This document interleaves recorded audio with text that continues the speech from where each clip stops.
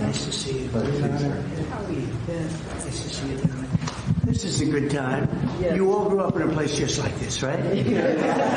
How are you? I'm fabulous. You were so amazing. I walk in, nobody knew I was coming, and she grabbed me and she hugged me. She said, "I like you." And she's tough too. She doesn't like a lot of people, right?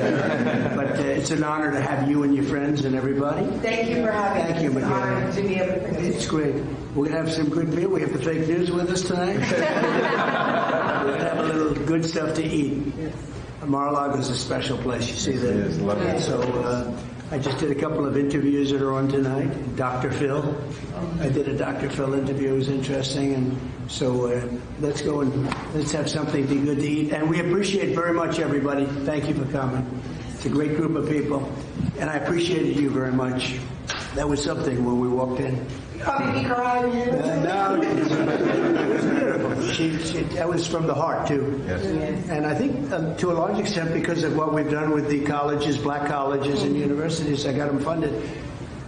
When I was president, I got to know the heads of many of the black colleges and universities because they'd come, and after 2 years I said, "Why do you keep coming back?" He said, "Well, we feel like beggars because they never extend it. They give it 1 year, and then we have to come back the next." I said, "You shouldn't have to do that." And these are great people. The job they do is incredible. And I got them long-term financing, more money than they ever thought possible, more than they wanted. And they're doing a great job. I said, "The only bad part is I'll never see you again, probably." That's the bad thing. They said, "We don't like that either." But I got them taken care of. And Michaela knew that. And she came up to me, she said, "Thank you." So I appreciate it. Thank you very much. Let's see. Thank you, everybody. Mr. President, after your verdict, have you lost confidence in your legal team? Have you lost confidence in your legal team after the verdict? No. It's a rigged system, and it's a terrible system, actually. But it's a rigged system, and I think we're doing very well. We had a big thing happen in Georgia today. You saw that. And step by step, this is a rigged situation. This is a situation where they go after a political opponent, and it all takes place from the White House and from the DOJ, including the state and city cases. And if I wasn't running, there would be nothing. And we're leading Biden by a lot. He's the worst president in the history of our country. And we're leading him by a lot, and we have to beat him because otherwise we're not going to have a country left. So, in your New York trial, you said you wanted. What can be doing against the coordinated lawfare against the road party? well, they have to fight it. They have to fight it, and it's a very dangerous thing because if the Republicans go after the Democrats the same way, we're going to have. That's all we're going to be doing in our country. It's a very dangerous thing, but you can't weaponize the DOJ. And you look at the DOJ. The DOJ ran this thing. The local, you call it a city or a state, but the DOJ ran it, and it's a very bad thing. It's a very dangerous moment, really a dangerous moment for our country. Can't let it happen. In your New York case, you said you want to see the Supreme Court intervene. How and when exactly do you want to see that? Well, we'll see what happens. This is a unique case because they've interfered with the Republican nominee for President of the United States. There's never been anything like that before. And in this case, it was a judge who was appointed. He didn't even get elected. He's appointed.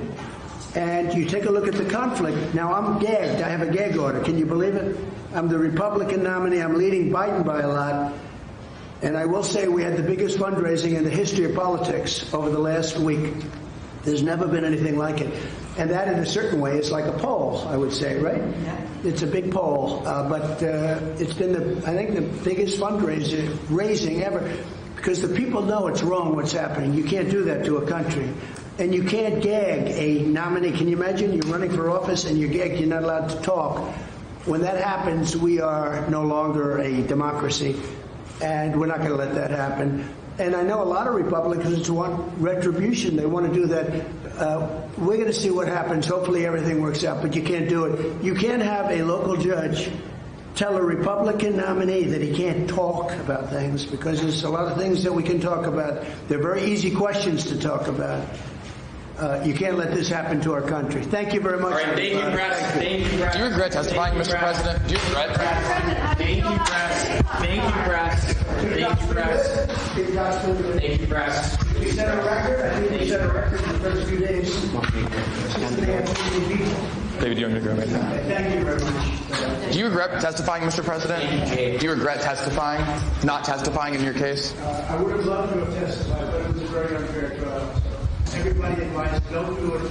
It's a very unfair trial. Yeah, I wanted to testify, but in the end, it was the right thing to do. It was a very unfair trial. Thank you.